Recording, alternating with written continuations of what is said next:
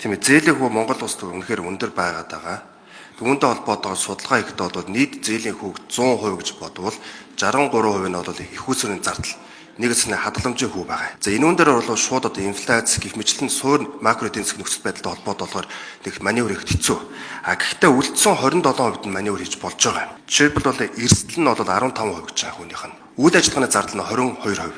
Тэгэхээр энэ онооны системтэй болсноор эрсдлийг бууруулж 15% дээр нь тодорхой хэмжээний одоо тохиргоо хийж болно. Мөн одоо урсгал зард болон 22% дээр нь бас тодорхой хэмнэлт хийж болж байгаа. Эдийн засгч чим 2-7 хоног судална гэх мэт зүйл байхгүй одоо шууд оноон дээр нь суурлаад зээл нь олгоно. Латин Америкт яг үүнтэй холбоотой судалгаа хийсэн байлээ. Өмнө нь бол 2-7 хоног зээл олгодог гэсэн бол энэ онооны системтэй шилжснээр нэг өсний ажлын өдөртөө олгож эхэлж байгаа. Зээлийн шийдвэр нь. Иргэн төлөлтөө хийхгүй бол оноо нь буурна. Гэхдээ иргэн төлөлтөө ахаад хийгээд эхлэв оноо нь үсээ явчихна.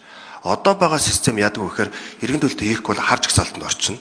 Тэгээд зээлээ төлцсөн ч гэсэн нөгөөний бидний яриад байдаг 6 жилийн санхүүгийн яланд байгаад идэх. Тэгэхээр энэ систем болоод бодит гормоо динамикаар явдаг онооны системд орох юм аа. Тэтгэврийн зээл бол үнэхээр хохимдуулж байгаа асуудал нэг болцсон асуудал үед. Ялангуяа энэ үр орлогын харьцааг өөрчлөснөөс болоод. Үүнтэй холбоотойгоор бас Монгол банк сая хэлж байгаа тодорхой хэмжээний өөрчлөлт оруулна гэдэг. Бразил, Энтэх, Өмнөд Африк, Кени, Филиппин, Гана гэдэг Монголтой адилхан тэтгэврийн системд улс орнуудын судалгааг харахад арилжааны зээлээс тэтгэврийн зээл нь 2-оос 13%-аар илүү бага хүүтэй байдаг.